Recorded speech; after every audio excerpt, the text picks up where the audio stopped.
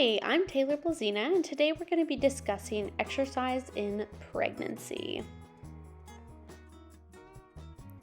According to the book Prenatal and Postnatal Care, a woman-centered approach, only 15% of childbearing individuals reach the recommended amount of exercise per week.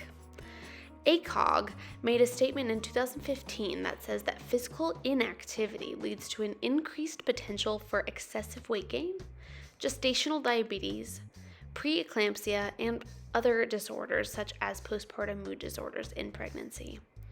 The benefits of exercise while pregnant are plentiful, but some of the main contenders that might get you encouraged to want to exercise or stay active during pregnancy would be improved mood, a shorter first and second stage of labor, higher newborn APGAR scores at the time of birth, decreased rates of operative delivery, fewer infants that are large for gestational age, reduced postpartum weight retention, fewer postpartum mood disorders, and reduced risk of both gestational diabetes and preeclampsia.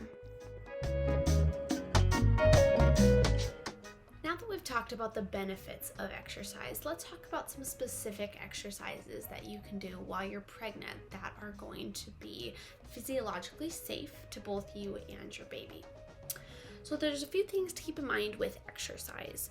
Everybody's exercise level prior to pregnancy is going to be different. So for you individually, take a look at what your exercise status was prior to pregnancy. These are the exercises that are going to continue to be safe for you and your body because they're already used to them. If you hadn't had any sort of experience with exercise prior to pregnancy and you're taking up new activities, start slow. Anything that's new to the body is going to put a little extra strain on it. So I would recommend for anyone that has not exercised prior to pregnancy to start out with low strain activities such as walking, swimming, bicycling, if that's something that you're comfortable with, and things like that. Things that body mechanic wise aren't going to be a lot of side to side movements.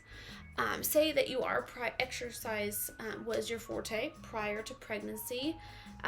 Keep up with those exercises that you were doing prior to pregnancy, and keep in mind as your body grows to exercise with proper body mechanics. Your center of balance is going to change as your belly grows. And so always keep in mind at whatever stage in pregnancy that you're at, that you are having proper body mechanics when exercising. Regardless of your exercise status prior to pregnancy, things to keep in mind would be how you engage your core. Your abdominal muscles are going to be separating as your stomach is growing. And so prior to pregnancy, where you might have chose to do a crunch, you're going to want to engage your abs differently. You want to engage them in a way that's not going to encourage that separation. You want to encourage bringing them together and holding your abdominal muscles tight. So, for example, if you're going to want to exercise while engaging your core, a way to do so, instead of doing a traditional crunch, see when you crunch it domes outward, you want to focus on engaging your core inward and do something more like a bridge. So take a nice deep breath in, take a breath out, bring your abdominals together, and then crunch upwards. And while you're crunching upwards like this, focus on bringing the back together and pulling your belly button down towards your sacrum. Things to avoid while pregnant, like I had mentioned, coning of the abdomen. When you go to engage your core, if you're pushing out to engage it, avoid that. Always want to bring it in. Other things to avoid would be when you're doing heavy lifting with your upper body, to always keep your shoulders, don't slouch, keep your shoulders up like this and engage your core in.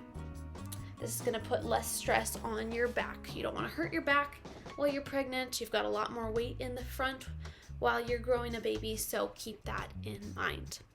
One last thing to keep in mind while pregnant to keep yourself safe when you're doing exercise is to remember that you have hormones in your body that are loosening everything. So, especially towards your second and third trimester, you're not going to want to be doing exercises that involve lots of outward side-to-side motions. There's a higher chance that you're going to pull a muscle. So, cater to the fact that every joint in your body is going to have a little bit more play in it. So, supportive wear is helpful, as well as just remembering proper body mechanics. When in doubt, just slow it down and have fun with it. That's the whole point of exercise, is just to feel good. You want to feel good. If after you're done exercising you hurt, you need to find a different type of exercise and work with your care provider, and you'll be able to find a routine that's going to work for you and your baby specifically. Here's a list of the resources used to make this presentation today. Thank you for watching.